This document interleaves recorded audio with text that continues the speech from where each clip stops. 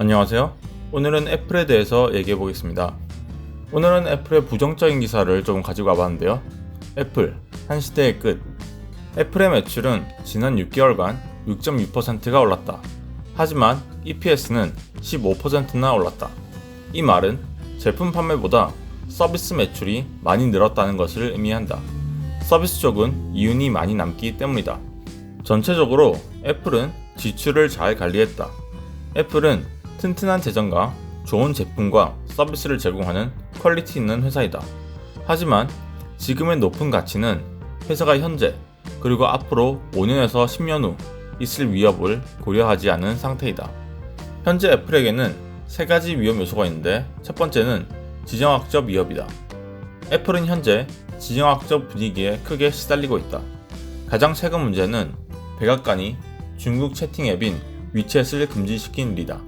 이건 세계 강대국들의 긴장을 점점 고조시키는 일이다. 만약 애플이 앱스토어에서 위챗을 제공할 수 없게 된다면 몇몇의 사람들은 아이폰과 관련 제품 매출이 15에서 25% 정도 떨어질 것이라 예상하고 있다. 물론 애플과 마찬가지로 구글의 안드로이드 핸드폰도 영향을 받을 것이다. 하지만 더 큰 문제는 위챗 이상으로 갈 것이다. 미국과 중국은 지난 3년간 무역 전쟁을 해왔다. 비록 지금은 휴전이지만 트럼프가 언젠간 상업적인 안건을 진행시킬 것이다. 대부분의 사람들은 지정학적 그리고 무역 전쟁이 경제에 미치는 영향을 과소평가하고 있다. 우리는 지난 20년간 꾸준한 글로벌화를 즐겼다. 하지만 이제는 미국과 해외의 변화가 시작될 것이다. 문제가 생기면 각 나라들은 본인의 나라들을 챙길 것이고 국유화를 계속해서 할 것이다. 이 뉴스는 해외 매출과 해외 생산에 크게 의존하는 애플에게는 좋지 않은 뉴스이다. 코로나로 인해서 나라 간의 교류가 줄어들고 정부는 이제 자국민 위주로 챙기게 될 수도 있다는 뜻이죠. 무슨 일이 생겨도 자급자족할 수 있게요. 실제로 트럼프가 지금 하려는 정책과 굉장히 유사한 시나리오입니다.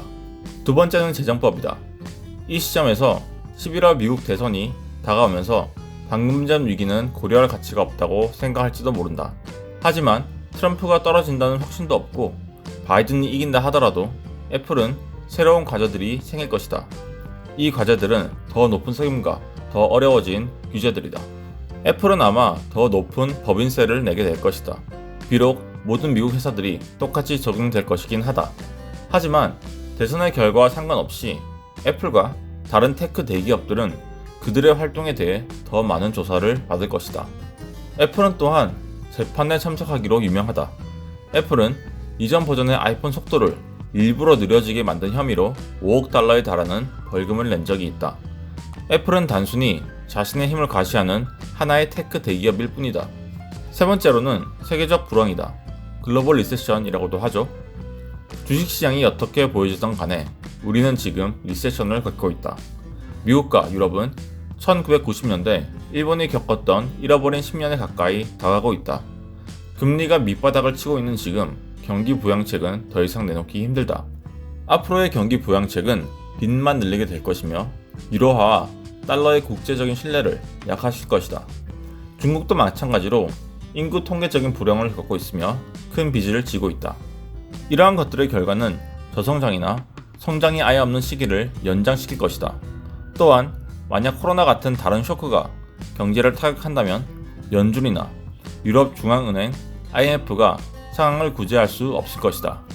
저성장과 수입 손실은 발생할 것이며 애플 같은 회사는 사람들이 돈을 쓰게끔 해야 한다. 스마트폰은 세탁기 같이 중요한 필수품이지만 아이폰은 사치품이다.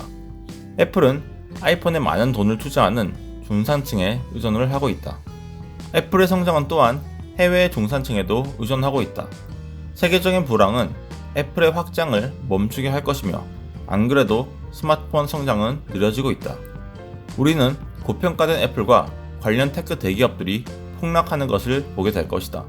이건 또 다른 기사인데 애플 하락장의 경우 사람들은 성장을 좋아한다.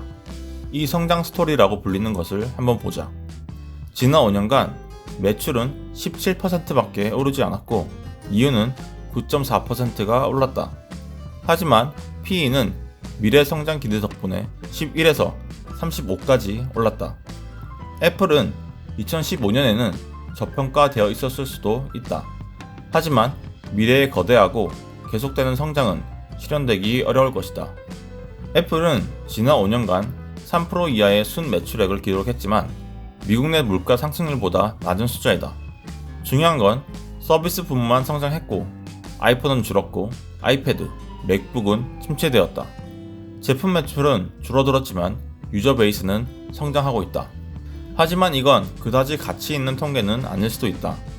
지난 아이패드와 아이폰 SE는 꽤 저렴하게 출시됐으며 저소득층 유저들이 애플의 생태계에 입성했기 때문이다. 이 말은 비싼 이어폰과 다른 액세서리들을 구매하지 않을 수도 있다. 애플은 이때까지 두터운 마니아층이 매출의 큰 부분을 차지했습니다.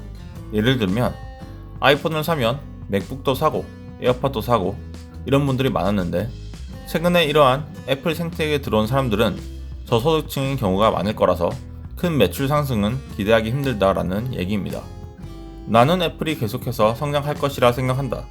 앞으로 5년간 서비스 부문이 꽤 성장해서 제품의 낮은 이윤을 메꿔줄 것이다. 하지만 35의 P를 정당화시키지 못할 것이다. 만약 애플이 2025년도에 25의 P로 거래된다면 현재 투자자들의 기대 수익은 배당밖에 없다.